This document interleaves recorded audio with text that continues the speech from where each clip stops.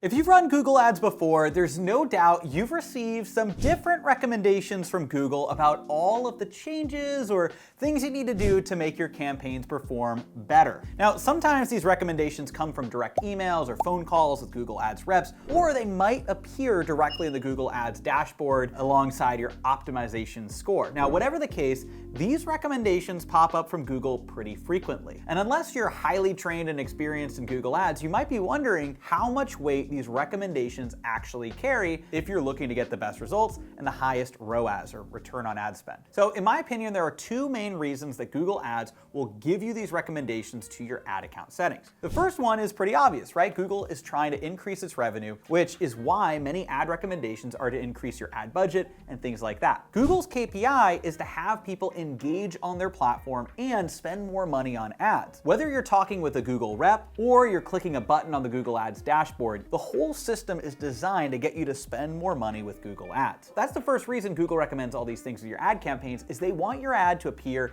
as often as possible, and they want you to spend as much as possible inside Google Ads, thereby increasing their revenue. And the reps that you're talking with, their income that they earn is almost always directly tied to the actual ad lift or budget lift of the accounts that they're working with. So their goal is to get you to spend more money. Now, at the end of the day, they can have good recommendations from time to time, but oftentimes the people you're talking with who are these Google ad reps, they're just reading the Google best practices. When we're bringing on new ad strategists or media buyers onto our team, we actually ask a few, trick questions inside of our hiring. We give a full assessment that people need to fill out, along with a variety of different assessment questions based on YouTube and Google Ads and what they would do in certain scenarios. Oftentimes, I'm a big believer that the Google reps that you're talking with, they really do care, but their incentives are to have you increase your spend as much as possible on the Google Ads platform.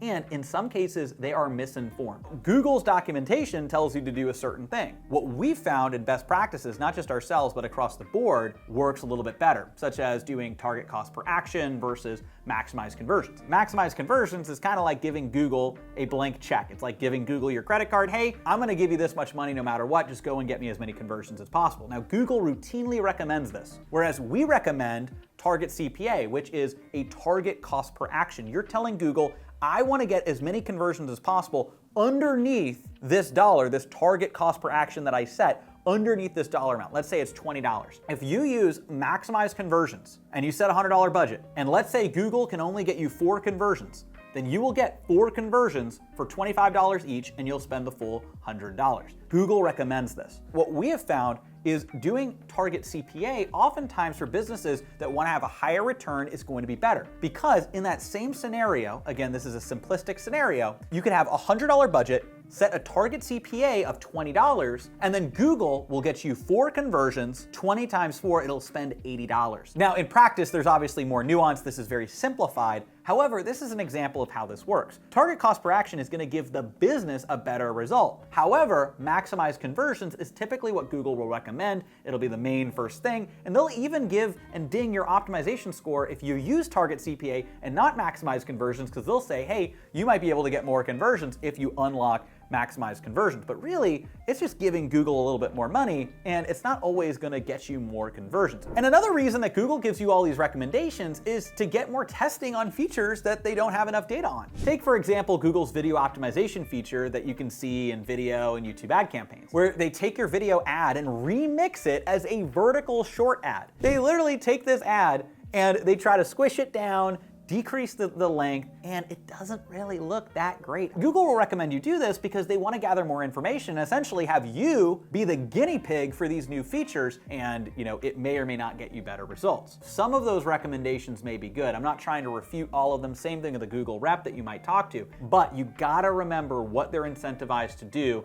is to have you spend as much as possible and test out their new campaign types, maybe even before they know if those are gonna work in experimental features. So you need to be careful when it comes to Google's recommendations, especially auto-applied recommendations, or clicking that enticing button that says, hey, your optimization score is at 70%, click this button to get to 100%. We'll just automatically optimize everything for you. It sounds great, but sometimes if it's too good to be true, it actually is. Now, again, they do want you to get good results, because the more results you get, the more you're going to grow inside of Google. However, they don't necessarily know what's best for small and medium-sized businesses, because a lot of their clients are more larger corporate clientele and companies that, quite frankly, are relying more on branding and less concerned with exact return on ad spend. They just want to, go and spend in different platforms. If you're looking to have every dollar go the absolute farthest, then what I would be looking for is people that are thought leaders that are going to share for your specific industry how to get the best results on YouTube ads. And if you're especially a coach, consultant, course creator, or online business owner, that is exactly what we do here. If you're not already subscribed, make sure you subscribe to this channel. You turn on notifications so you don't miss a video. We've got a full video breaking down all of our recommended steps for YouTube ads, and we also have several other videos, for other Google ads formats as well. You can check those out in the annotation and on my channel. So when it comes to Google ads and whether or not I would personally follow the recommendations, my answer would honestly be no. The best advice I have is to find trainings and strategies that are inside of your industry that are going to actually give you the best way to see success with your ad campaigns, and to always get a second opinion when you might have a Google rep or a Google optimization tip, just to make sure that that is going to be best for what you're actually looking to do, because at the end of the day, what you're looking to do is the most important, and you got to be an advocate for your own company. Now with YouTube ads, if that's something you're interested in, actually having that second opinion, having somebody really understand and see what you're currently doing and give you a recommendation on the YouTube and Google ad side of things, you can book a strategy call with our team down below of one of my top advisors. Take a look and see what you're currently doing, and we can map out a custom game plan for you on the YouTube ad side of things. Make sure you subscribe, turn on notifications, and I will see you in the next video.